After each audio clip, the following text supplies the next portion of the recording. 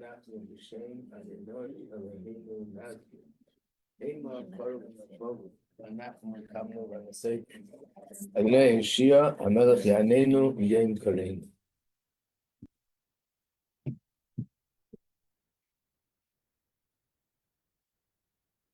Okay, so we have Amzuman, and we're doing the review, and we're on page 12. Page 76, sorry, and we're reviewing chapter 12 over the Mamar Heichaltzu.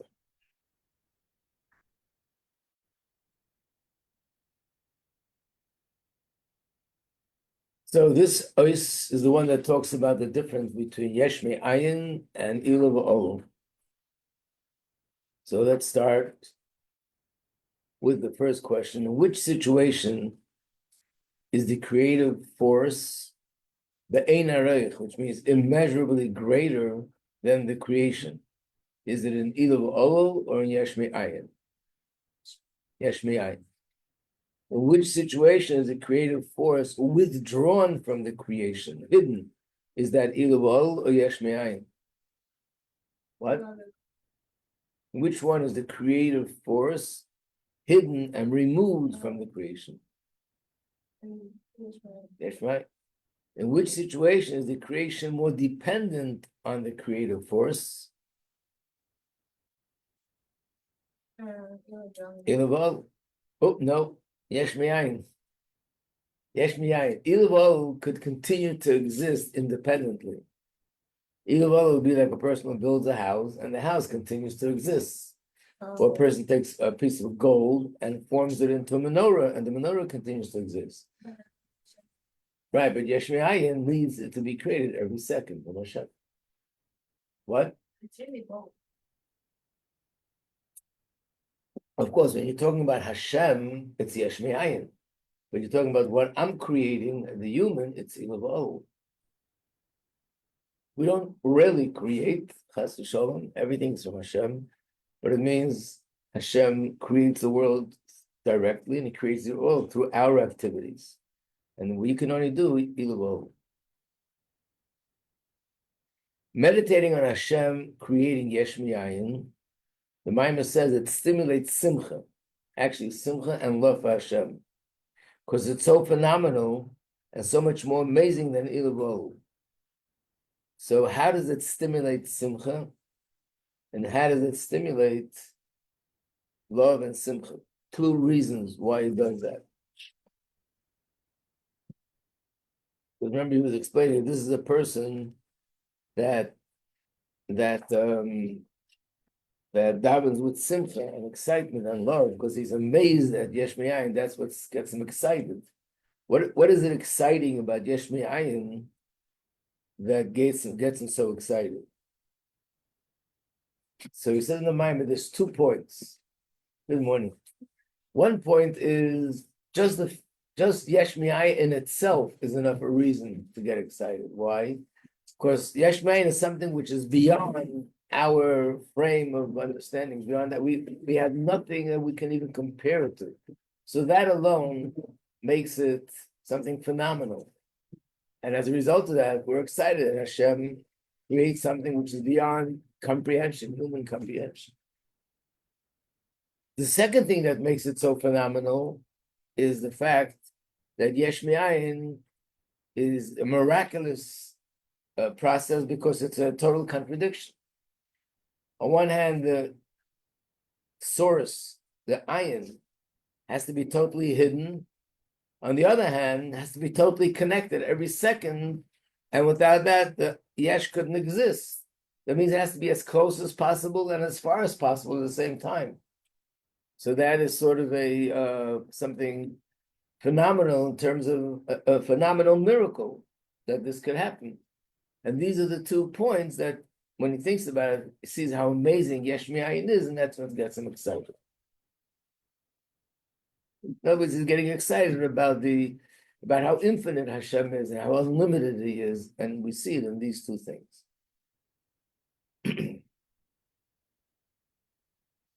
Number 5, what's the main point of this chapter? What would you say is the main point? Here you can get lost and mistake of what the main point is. So Let me hear what you would say would be the main point of this chapter. Good morning. I said that Yesh brings like two things. Bring two things. The Yesh they're like what you just said, how they're really far, but they're close because the Yesh can't exist without that. That is all true, but the question is a tricky question. The tricky question is, but what's the point of the mind? Like, why did he even bring all this in? To meditate on it, so then both feeling the love or something. Right. I mean, let's for a second stop and explain what's the point in the next three chapters. Remember, we said the point is that even people that are at a level that they daven in a very deep way, and in their davening they stimulate deep spiritual feeling, even they can possibly have the sinas chinam subconsciously. So in order to bring out that point, says whether it's people who daven with simcha, or people who daven and the davening humbles them or makes them feel bitterness, then that's why he gives you two examples, which means the point of this mimer is not to explain Yeshmain, it's only giving us an example or a sample of what a person meditates on so that his davening would be with simcha and with love. And the other chapter is giving another example of what a person might meditate on that'll make him feel humble and broken. And then comes the third chapter where he says, and both of these situations, no matter how spiritual it is, it still can have underneath the surface this feeling of yeshus and sinas chinam, and even such a person could have it even without even realizing it. So regarding the question, what is the main point of this chapter? If I would write it, I would write the main point is to give an example of how a person could daven with simcha and love, and by meditating on yesh me'ayin. Now we go to chapter 13. So the first question is, what are the two kavanas, the two intentions that one should have in mind when they're performing a mitzvah? One is a general and one is specific. What does it mean? Two kavanot. Yeah. No, I have a question about That the question? about the last. About yesh me'ayin? What's the question? If you daven in simcha, it's affecting your simcha.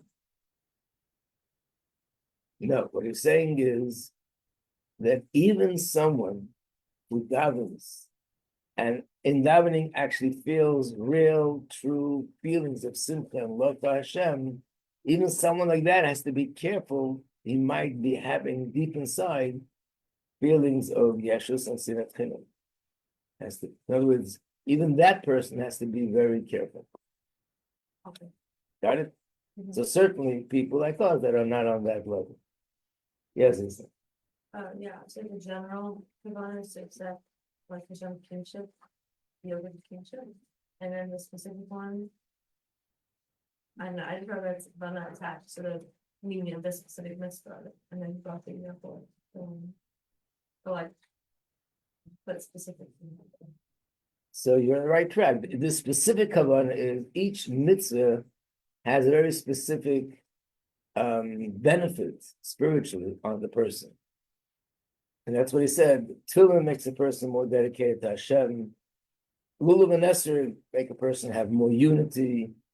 Tzitzis makes a person remember all the mitzvahs. Matzah, we learn, makes a person have more amunah. In other words, each mitzvah will refine us in another specific area. That's the second kavanah.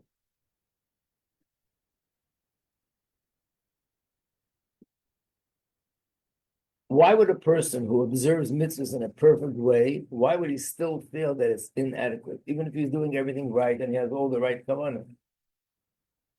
You do it coldly, like out of habit, or if it's like not according to his level. And one more possibility, even if he's doing it according to his level. He's like doing it coldly, like out of habit. No, the other possibility is that when he thinks of who I'm serving I'm serving Hashem, who is Ein Sof, but no matter how good he's doing things, he feels that it's inadequate. Which brings us to the next question. What is the mashal to explain the answer to question 2? He gave a mashal. And the mashal was that a person who will give honor to a king, but the honor that it shows the king is the honor that's usually shown to a minister, not the honor that's due to a king. So not only that won't be recognized as a merit, it'll actually be considered something negative. Because how do you give honor to a king like you give to a minister? A king is different.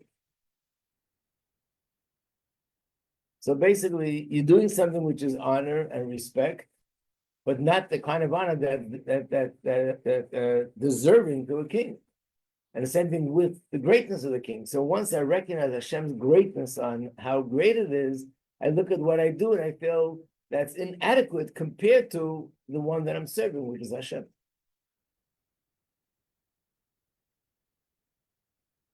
And that answers question number 4. Why does a tzaddik gomer say vidu, the confession? According to the statute, you might have said Hashem. Right. In a way it's not fitting, proportionate. Right. So that means not that he's doing anything wrong, but when he thinks of whom I'm serving Hashem, and especially every day you get to understand Hashem deeper than I understood yesterday. There's a story with the Alter Rebbe, just to give an example. Maybe you remember when we, in the beginning of the year, when we told the story in detail, one part of the story was that the Tsar heard everything about the Alter Rebbe, and he decided he wants to go see for himself, right?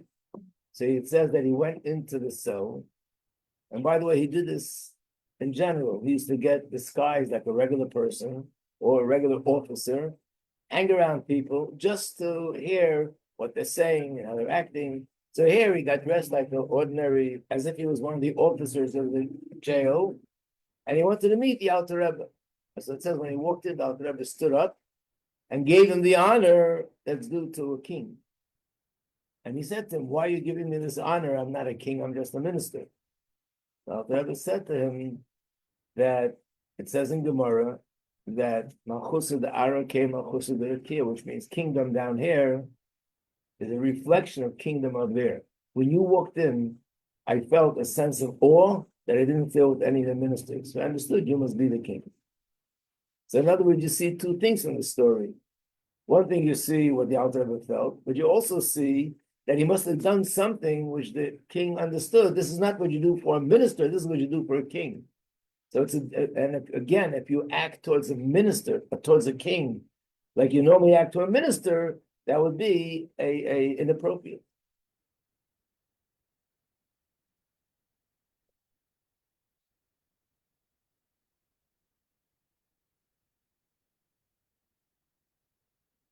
On the other hand, we ask the next question, number 5. What can a person say to themselves when they realize how insignificant their avodah is towards Hashem? Being that Hashem is Hashem, so whatever I do is insignificant, so that sort of will break me. So what should a person say to himself not to feel like in despair or feel like everything I do is worthless? Hashem only command according to our level, but your Lord according to him. Right. That Hashem doesn't demand of people anything which is beyond their capacity. So therefore, I have to do the best. This is where we bring in what you said before. I do the best according to my standards. Number 6, what does a person meditate on to stimulate feelings of bitterness and broken heart? So we just said he meditates on where he's lacking. How are the feelings described in 6 different than depression, which is unacceptable in Chassidus?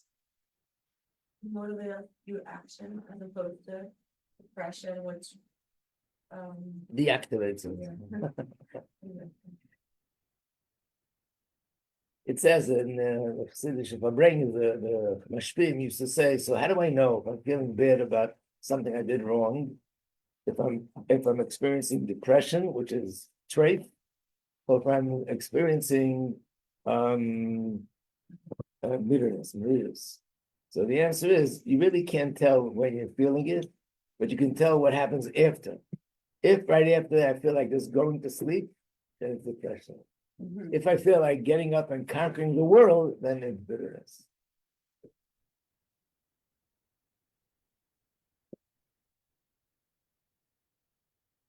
But if you're going to sleep and wake up, it's fine. If you go to sleep to wake up happy, then it's good. It Yeah. makes you wake up happy. Yeah. You might remember we had a mimer where it gives a mushal of a bow and arrow. That when you pull at the arrow, pull back, it shoots out. And the more you pull back, the further it shoots out, right? The mushal is that the more a person feels bad about what I'm lacking, not only does it make them depressed, it makes them move forward much more, much greater than before. So I have to see if my feelings don't make that happen, then I know it's depression, and that's straight. I think I mentioned to you that there's a letter from the Frierdiker Rebbe writing someone about depression, and he writes depression is totally unacceptable in Chassidus, and the Rabbeim Chassidus declare that depression deserves all the Dalet Mises Bezdin.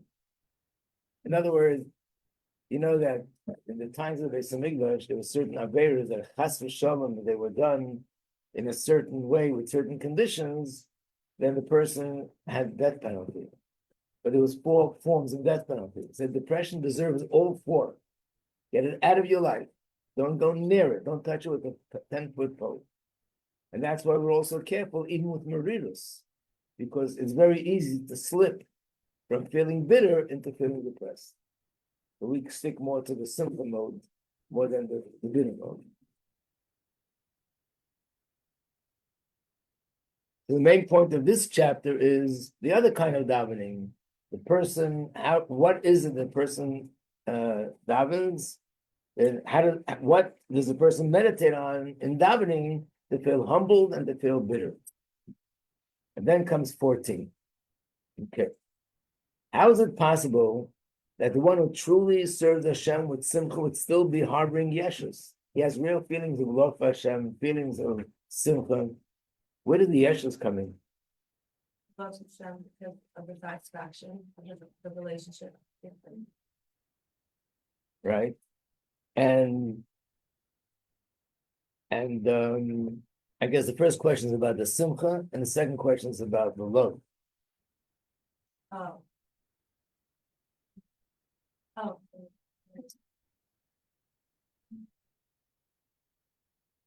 Simcha in general brings the person to be like louder and excited and more, or I would say less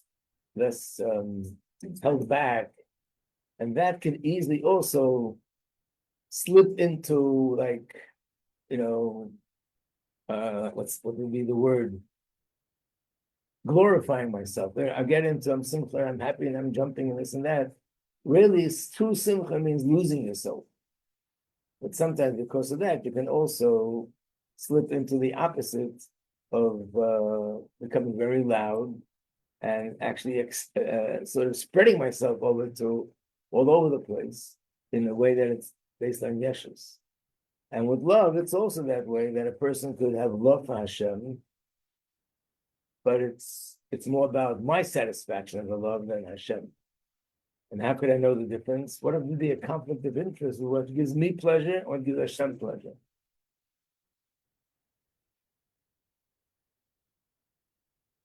And on the highest level, again, this is a level which is beyond just as an example, but then we can see how it applies to others.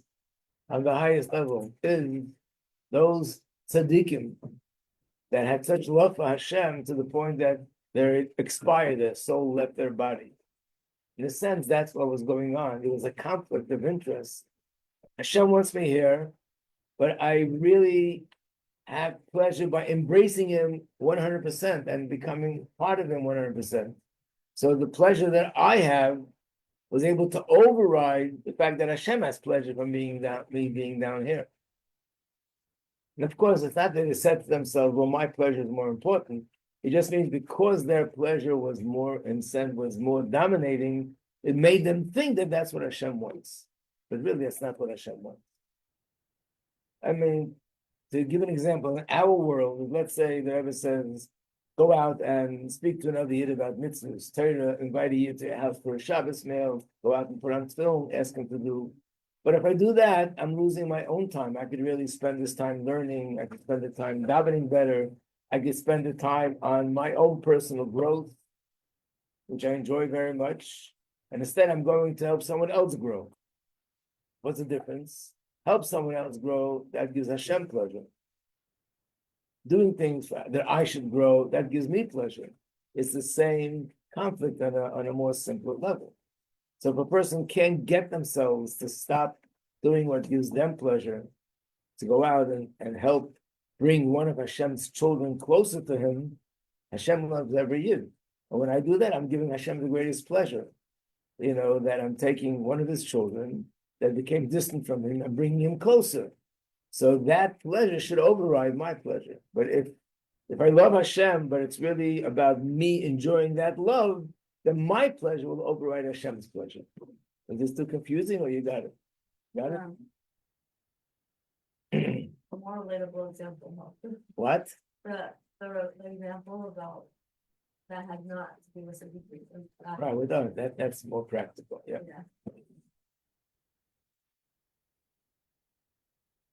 But then what's the difference between the answers for 1 and 2? How to cross the road with simcha? So with simcha, I'm struggling a little bit to find the right words. But in the language of the Mamar, simcha brings his splashtus. Splashtus meaning the person spreads himself out more. Like I said, when a person's happy, they're dancing, they're loud, they're singing. There are people that are normally very quiet. When they're the simcha, they're talking and they're holding speeches like, wow, I never saw this person be like that. And you see it a lot of times, because simcha brings a person out of himself. So going out of yourself and being loud, we also have the other story where the Rebbe said to that chassid, don't spread yourself out all over.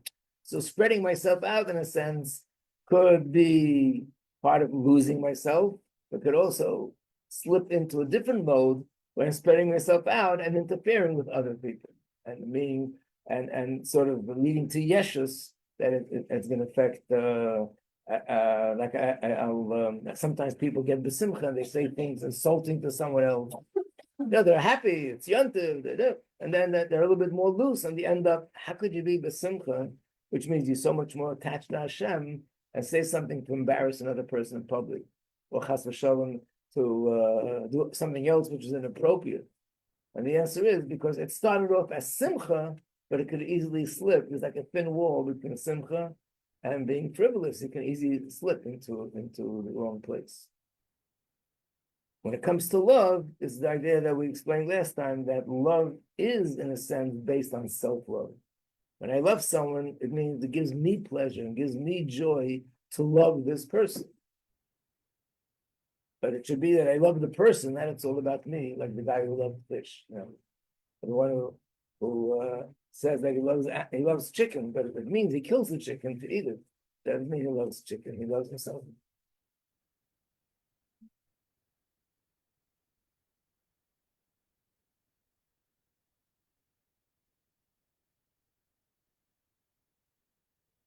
Again, this is an example of a practical thing that I was once speaking to a couple where there were some issues there.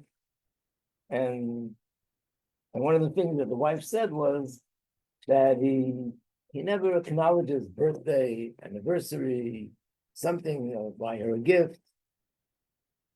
So he said, that's not really true. I stopped acknowledging because I did think that he didn't appreciate it. That's what he said. So, and he said, remember the story with that piece of furniture? So she said, yeah, the story of the piece of furniture. Basically, so she said that when they would go out shopping or something, there was a piece of furniture that he liked very much. She didn't like it. She didn't want it in the house. She didn't care. Really, anything about the house should be the wife's choice, not the husband's choice. The home is the woman's place. But one day, it was either her birthday or anniversary, he brought her a present. What did he buy? This piece of furniture. And she was naturally upset. She didn't appreciate it. So he said, see, I bought you a present, you didn't appreciate it. So she said, you didn't buy me a present, you bought yourself a present. Mm-hmm. And she was right. So, and Does what happened? What was going on in that person's head? I don't know, but it's very possible that because he wanted it so much, so he convinced himself, oh, she'll have it and she'll like it and it'll be a present. But really, it was all about me, not about her. Number. Oh, we finished the thing. No, we're up to 4. Three.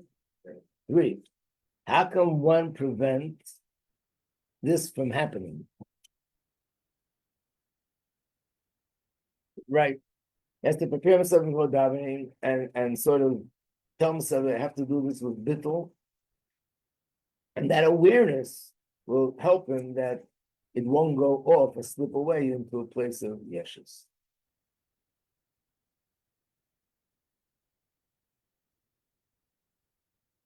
I'm not sure about number 4. Seems that we already explained that.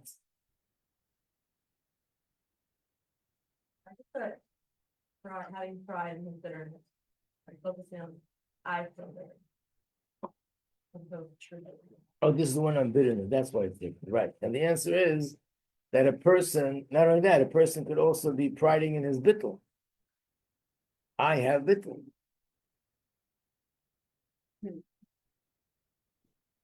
Is a sefer which is called the Memoirs of the Frierdiker Rebbe. That sefer is very different than others. It's all about the history of not the Alter Rebbe, but the history of what led to the Alter Rebbe becoming a chassid. So it's more about the Alter Rebbe's father. His name was Reb Baruch. And he was researching different paths to choose which path in Torah and mitzvahs he wants to choose. And of course, in those days, the Baal Shem Tov and his chassidim were more hidden. People didn't know who they were. And so the opposition was very extreme. So he did his research, talked to these people, those people, other people. One of the stories that he came across was where on Simchas Torah, when you do hakafas, you honor people, right? You honor this rabbi with the Sefer Torah, another rabbi with the Sefer Torah. So whoever is in charge banged on the table, and he said, "We're honoring the most humble people in the shul with the first Sefer Torah." So 2 people ran, and one ran first. He got it. So he walked up. He walked over. Whether it was Reb Baruch or someone else, walked over to the other person and said, "I thought you were the most humble person." He said, I am, but he ran ahead of me and he got it first. So it's like, I'm humble, but I'm proud that I'm humble. It's a very strange kind of humility. So, because the word humble doesn't mean I am humble, like, oh, I have another star or another title to my greatness. I'm smart. I'm a scholar, I'm God-fearing, and I'm humble. They say that as a joke also, where somebody was two students were talking about their teacher. And one says that I haven't met anyone that's as smart as our teacher. The other says, smart? I haven't met anyone that's so God-fearing like our teacher. And then the other one goes back and says, God-fearing, he's the kindest person I ever met. The kindest, so sensitive, he's so caring. And the other one says that he'll go out of his way to invite somebody into his house and have a guest and go on and on and on. Then it gets quiet. And we hear from the other side of the room. And what about my humility? He didn't say anything about my humility. So some people, you being humble to them is just another title, which basically enhances their status and their name and their importance. But really, true humility means losing myself. It's not about me. It's about connecting something higher than myself.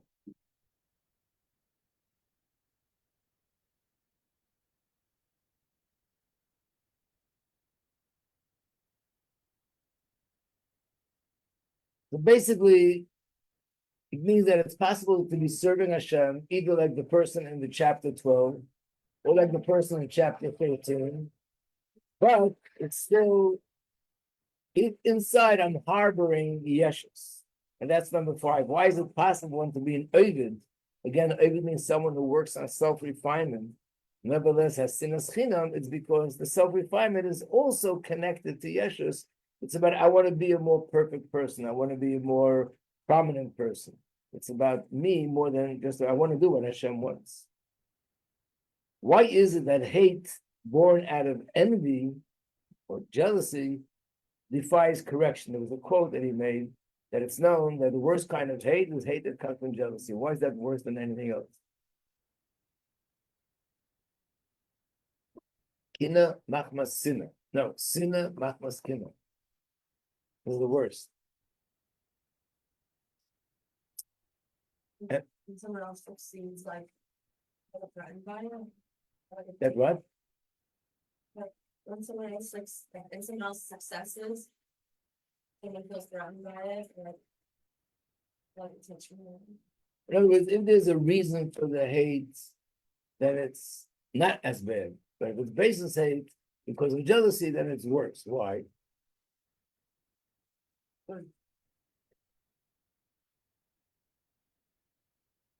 There's no reason. So why is it worse? Why is it you can't repair it? Why can't you repair it? So, in a very simple way, if I hate someone, chas v'shalom, because of something that they're doing to me, I can negotiate with them and tell them to stop doing what they're doing. What? If I hate someone because let's say, they're making fun of me, so I can talk to them, or someone will talk and stop making fun of this person. They stop making fun, and you don't hate them anymore. I hate someone because he is trying to take away my job. So I can talk to someone, stop taking away this person's job, let him work. And he continued to pay. No, if he stops, so I don't hate anymore. But if a person hates someone because of jealousy, there's nothing to fix. They hate the other person just because they are and because they're successful and they're happy. So how can I change that? I can't stop existing. There's nothing I can do. So that's what it means. If it's based on a reason, I can do something. This reason shouldn't be there anymore. This is the thing with anti-Semitism. The big mistake. People look for reasons why the non-Jews have anti-Semitism. Why they're anti-Semitic. And the answer is it's not really based on reason. I've said this many times, and this is where the big mistake lies. Unfortunately, one of the things that they're now discovering, like October 7th, came because, unfortunately, the people on top were convinced that the Arabs are our friends and they really want to live with us peacefully, and so on and so forth. Which means they gave that impression, but it was part of a strategy to fool us, to let down our guard. And all this time, why they gave that impression, they were building tunnels, getting ammunition, getting weapons, and building plans how to execute this October 7th Holocaust that they tried to do. Rahman al-Islam. Had they succeeded, God forbid, what their full plan was, we can't even imagine. So basically, the Rebbe kept saying, Halachahi Esav Seiner Yaakov. Esav hates Yaakov just because Klippa hates Kedusha. That's the real reason.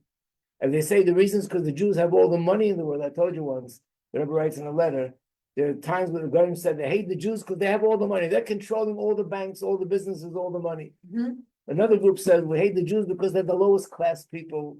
They're from the they belong in a different class. They're subhuman. So here they hate them because we're lower than everybody else. Here they hate us because we're in control of everything else. Like somebody says, I love to read the Arab newspapers, instead of the Israeli newspapers. The Israeli newspapers always talk about how bad things are. Look at the Arab newspapers. The Jews are controlling all the businesses and all the banks. They're on top of the world and they're in charge of everything. So I love reading it, So, which is it? What's the real reason? And the answer is there is no real reason. It's whether it's jealousy or whether it's just because Klippa hates Kedusha. And the reasons come later as an excuse. If you take away this reason, there'll be another reason. If you take away the other reason, there'll be a different reason. It'll never end. Klippa hates Kedusha? Klippa hates Kedusha, yeah. And Kedusha hates Klippa. But Klippa comes from Kedusha. It originates in Kedusha. But but Klippa is something which wants Klippa in the world, and Kedusha doesn't let it spread. Klippa wants to spread more Klippa in the world, and Kedusha doesn't let it. So this is the main point of chapter 7. The main point is that even someone who serves Hashem with simcha, with love, or with humility, there still could be yeshus underneath, and we have to be careful. Yeah, we still have a little bit of time. We'll do chapter 15. What would be envy in a positive way? After talking about how jealousy is so bad, then he says, but there's jealousy in Kedusha. What would that be? Envy of brokenness, that drives them to do better. Right. Jealousy of someone's good character traits, someone's good achievements, in a way that it drives me to want to do better and be better. Not drives me to hate, but drives me to improve my life. Question number 2, this is a very important question. In a positive situation where the envy is a good, but what does the envy accomplish that couldn't be accomplished without the envy? Like, why do we need the envy? The challenge allows people potential to come out. Very good. Because when a person is challenged, then the deeper potential rises to the surface. Why does the Oved, who possesses Yeshus, why does he hate more someone that's an Oved more than an ordinary person? Because he thinks highly of himself spiritually, and another even challenges with issues. Right. So if a person feels important, prominent, I have spiritual status, what's a challenge to me is when someone else is also just as good as I am. But if someone's an ordinary person, that doesn't interfere with me and my greatness. Why does the above mentioned Oved think that his involvement with simple people is actually due to his bittul? Feels like he lowers himself a lot of God, a simple person. Right. What could be the real reason? He expands his mission. Right. The person could be thinking that the reason, you see, I'm different than other people. I talk to simple people, I associate with them, I interact with them. So he thinks that means I'm able to lower myself. I'm not arrogant. I can talk to simple people even though they're not on my level. But it's very possible that the reason is the opposite. He loves dealing with simple people because they don't challenge his yeshus, and they honor him, and they look up to him, and they ask him for his advice. So actually, it feeds his yeshus. So this is one of the examples of where we can fool ourselves and think we're being motivated by bittul, and we're actually being motivated by yeshus.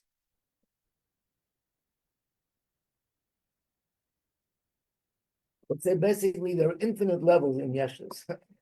There's big ones, little ones. There's all sorts of, comes in all sorts of sizes. But basically, of course, you can't compare a person who is very arrogant to a person who is basically trying to do the right thing. But there's yeshus beneath the surface. It's so much more subtle and so much more refined, but still have to recognize it.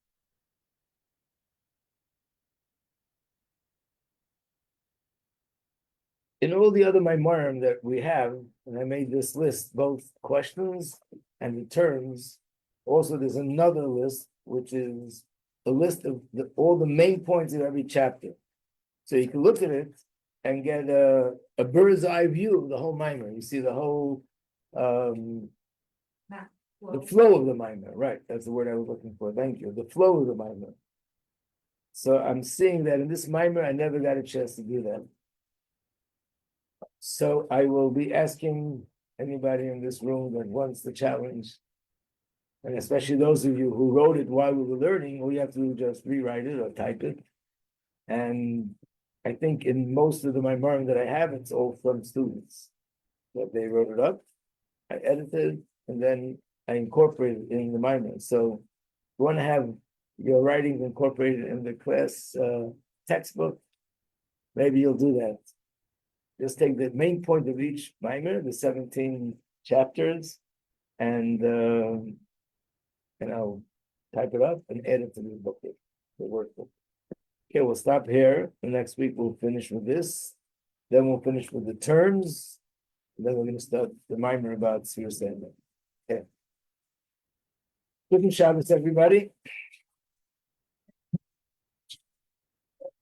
So let's say we're back to the original schedule, which is right now is halacha, Rabbi Azdabel, and then at 10.